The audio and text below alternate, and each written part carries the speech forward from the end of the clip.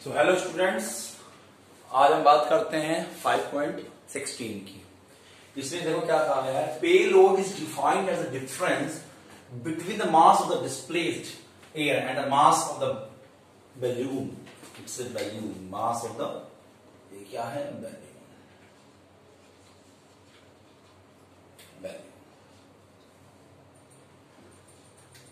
ठीक है, अब calculate the payload when balloon of radius इतनी ऑफ मास इतना is filled with helium at this bar इतना टेम्परेचर डेंसिटी एयर की। देखो बात ये है, इन्होंने कहा है कि जो पे लोड होता है वो डिफाइंड है किसका, डिफरेंस बिटवीन किसका, मास ऑफ डिस्प्लेस्ड एयर जो डिस्प्लेस की गई है और जो बैलून है उनका जो डिफरेंस है, यानी कि जो गुब्बारा भरा गया उस गुब्बारे भरने में जो स्पेस आसपास भरा है उस एयर का जो मास है वो माइनस हो जाएगा उसमें से किसका, मास ऑफ बैलून का। क्लियर है या नहीं, उसे बोलते हैं पे लोड। तो हमें क्या करना है, सबसे पहले इसमें हम गिवन दैट लिखेंगे, हमें निकालना है payload. Correct. It means जो एयर डिस्प्लेस हुई है वी ए माइनस वो sorry M A minus M B करना है। ए इज एयर और B is a balloon. Clear है या नहीं है।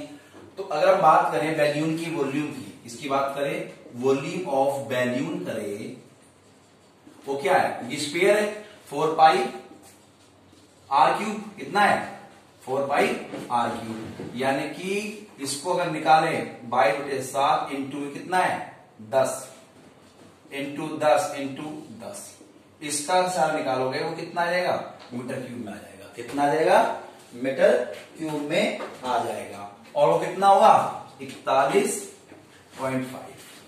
अगर मैं इसी को ही लिखना चाहूं डीएम क्यूब में तो 4.90.5 इंटू 10 की पावर 3 डीएम क्यूब। क्लियर है या नहीं है, बताओ। ठीक, अब मेरे पास वॉल्यूम आ गया बैलून का। अगर मैं, या हम कह सकते हैं एयर का, मान लो जो मास डिस्प्लेस हुआ है इसका, ठीक है, एक चीज। अब मैं निकालना है PV equal to NRT. Clear है, पीवी इक्वल टू एनआरटी क्यों, वी कौन सा यूज करेंगे, ये वाला यूज करेंगे। और पी कितना है, पी मेरे पास है 1.66 इंटू 4190.5 इंटू 10 की पावर 3। एम कितना है, इज फील्ड 100 केजी है ना हीलियम, ठीक।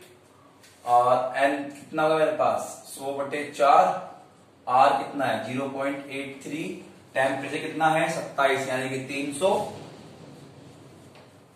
बल्कि गलत, यहां पे हम क्या करेंगे, एन होगा मेरे पास मास ऑफ हीलियम कितनी भरी गई इंटू 0.83 इंटू 300, और कैपिटल एम की जगह क्या लिख देंगे 4 लिख देंगे। क्या लिख देंगे 4। क्लियर है। तो यहां से हम मास ऑफ हीलियम भर लेंगे, मास ऑफ, है ना, एक तरह से हम बैलून भी भर सकते हैं यहां पे। तो हीलियम मान लो, तो कितना आ जाएगा जरा बताओ, सोल्व करके पूरा का पूरा।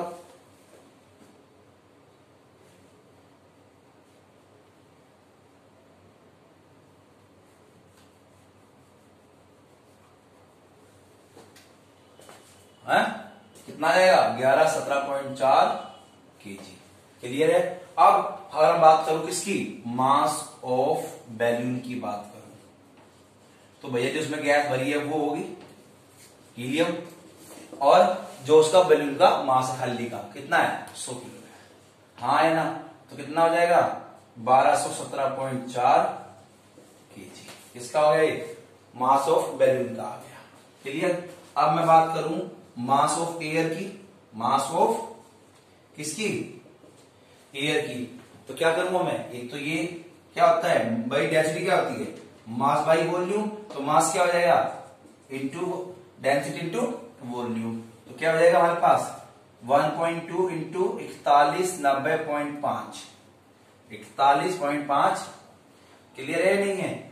और डेंसिटी किसमें, डेंसिटी क्या दी इन्होंने, density density density meter cube, है ना। तो मीटर क्यूब में तो यही लगेगी, तो केजी में आंसर आएगा, कितना आएगा केजी में बताओ जरा कैलकुलेट करके। 50 28.50 5028.6 ये आ गया एयर का और ये आ गया बलून का। और वही तो बात करनी हमने, अगर पेलोड की बात करो किसनी, अगर मैं पेलोड की बात करूं तो क्या होगा बताओ, 5028.6 माइनस के 1217.4, बताओ कितना आंसर आ जाएगा भाई, 2 तो ये आ गया, 1 1 8 3 आंसर आ गया। क्लियर है या नहीं? दिखाई दे सारा का सारा, दिखाई दे रहा, नोट कर लो। चलो